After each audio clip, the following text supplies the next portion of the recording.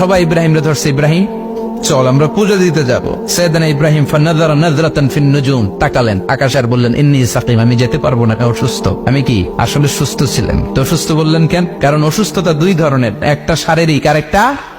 সাইয়েদনা ইব্রাহিম মানসিক ভাবে প্রচন্ড বিপর্যস্ত ছিলেন, অসুস্থ ছিলেন। এর কারণ গোটা উম্মত মূর্তির পূজা করে। এই দৃশ্য দেখে কোন নবী মানসিক ভাবে সুস্থ থাকতে পারে?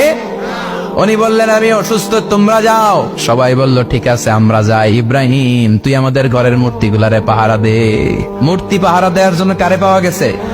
সাইয়েদনা ইব্রাহিম কয় ঠিক আছে আজকে পাহারা দিমু, জন্মের পাহারা, যা তোরা দিতাছি, পাহারা দিতেছি যা। এইবার সাইয়েদনা ইব্রাহিম মূর্তির ঘরে ঢুকলেন। দেখেন কি সুন্দর কথোপকথন আল্লাহ তুলে ধরলেন। আল্লাহু আকবার। মূর্তির ঘরে, দেবীর ঘরে ঢুকে উনি ঘুরে ঘুরে তাকায়, দেখে একটা এমনি হাত আর একটা ব্যাগ করে 14-15টা হাত নিয়ে তাকায় আছে। উনি সবগুলোর সামনে এভাবে তাকায় আছে। দেখে এক একটা এক এক চেহারা, একটা হাতির গণেশ স্টাইলের, আর একটা এরকম, আর একটা নারীর, আর একটা বাঘের, আর একটা তলোয়ার নিয়ে আইতাছি কোপায় ফেলাম আছে না নাই। সবগুলোর সামনে যায়, যে যে দেখে আর অবাক হয় কত ধরনের খোদার কাছে এরা কত কিছু চায়। আর যে দেখে প্রত্যেকটার সামনে ডেজার্টস আইটেম, মিষ্টান্ন, এক একটার সামনে রসমালাই, এক একটার সামনে কালো জাম, লাল জাম, রসগোল্লা, চামচাম, দুধ মালাই, মালাই চপ আছে না নাই।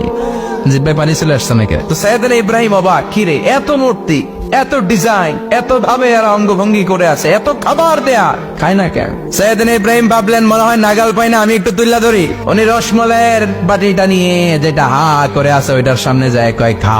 কি কয়? বানাই কইতেছি মনে হয়। ফারাগা ইলা আলিহাতিহিম, মূর্তিগুলোর কাছে গেলেন। ফাকালা আলা তাকুলুন, খাবি না? খাবি না দাদা, আমি কিছু খা। কোরআন থেকে বলছে, ঠিক কি না? উনি ভাবলেন ওরা হয়তো খেতে পারে না, নাগাল পাচ্ছে না, কিংবা আমারে দেখে লজ্জা পাচ্ছে।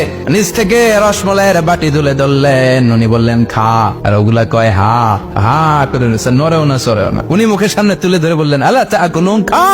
সবগুলার সামনে গেলেন, খা খা।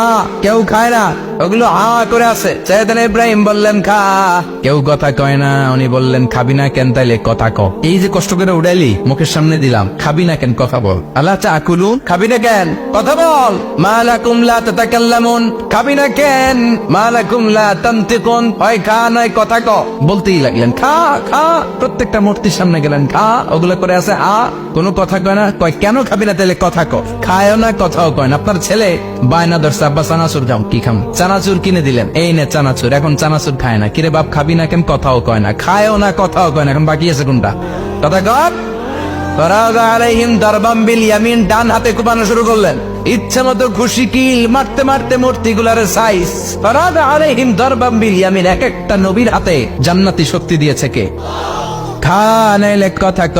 খায় না, কথাও কয় না, বাকি আছে মায়ের। মারতে শুরু করলেন, মারতে মারতে সব শেষ। তারপরে খুঁজে পেলেন একটা কুড়াল। কি পেলেন? কুড়াল দিয়ে মারতে আরো সুবিধা, খালি এটারে এভাবে মারে, ওইভাবে মারে। মারতে মারতে যতগুলো মূর্তি ছিল সবগুলো মেরে বড় মূর্তিটার গায়ে মারতে যাবে, ইন দ্য মিনটাইম স্টপ, কয় না এটারে মারো না। ফাজআলাহুম জুদাদান, সবগুলারে টুকরা টুকরা, ইল্লা কাবীর আল্লাহুম, 12টা ছাড়া ওইটারে রেখে দিলেন। আর বুদ্ধি করে কুড়ালটারে বড়টার কান্দে ঝুলাইয়া দিলেন, বড় মূর্তিটার কাদের মধ্যে ঝুলাই দিলেন। ঘটনাটা সুন্দর হয়েছে না? এখন কেমন যেন মনে হয় এটা কুপাইয়া দাঁড়া রয়েছে বাবার বেটার মতো।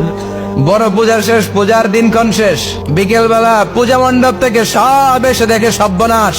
পাহারাদার ইব্রাহিম কই, আনতা ফাআলতা হাযা বিআলিহাতিনা ইয়া ইব্রাহিম। ইব্রাহিম সর্বনাশ কে কইছে? তুই কইছতনি? কই আইনো বড়টাই কইছে, ওইটারে জিজ্ঞেস করো। বল ফাআলাহু কাবীরুহুম হাযা ফাসআলুহুম ইন কানু ইয়ানতিকুন, কোরআন থেকে বলছে, আমি করি নাই। ওই দেখ কুড়ালটা কার কান্দে, বড়টার কান্দে, ওইটারে জিগা। সবাই কই খাইছে। সবাই বলে ইব্রাহিম তুমি কি জানো না এগুলো কথা বলে না? সাইয়েদনা ইব্রাহিম বলে যে এটা কথা কয় না, ওইটার পূজা করস কেন? যেটা কথা বলে না, যেটা নিজেরাই নিজেদেরকে মায়ের থেকে বাঁচাতে পারে না, নিজেরাই নিজেদেরকে রক্ষা করতে পারে না, তোরে কিভাবে রক্ষা করবে? এগুলোর পূজা কেন করিস? ফাবুহিতাল্লাযী কাফার, কারো কোনো জবাব নাই, লা জবাব।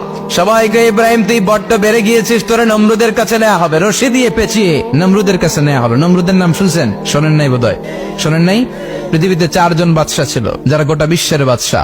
গোটা বিশ্বের 2 জন কাফের, 2 জন মুমিন। মুসলমানের একজন হচ্ছে জুলকারনাইন, আরেকজন হচ্ছে সাইয়েদনা সুলাইমান। কাফেরের একজন হচ্ছে বাখতানাসার, আরেকজন হচ্ছে নমরুদ। এই নমরুদের কাছে নিয়ে যাওয়া হলো, রশি দিয়ে বেঁধে এবার নমরুদের সাথে কি ডায়ালগ মারছে এটা তো আর কোরআনে নাই, কথা কও। এটাও আছে। নমরুদ বলে, ইব্রাহিম শুনলাম তুমি নাকি আমাদের কথাগুলোরে মারছো, তুমি নাকি কোন আল্লাহর ইবাদত করো, তুমি নাকি কোন নতুন রবের তথ্য নিয়ে আমাদের বাবেল নগরীতে আগমন করেছো।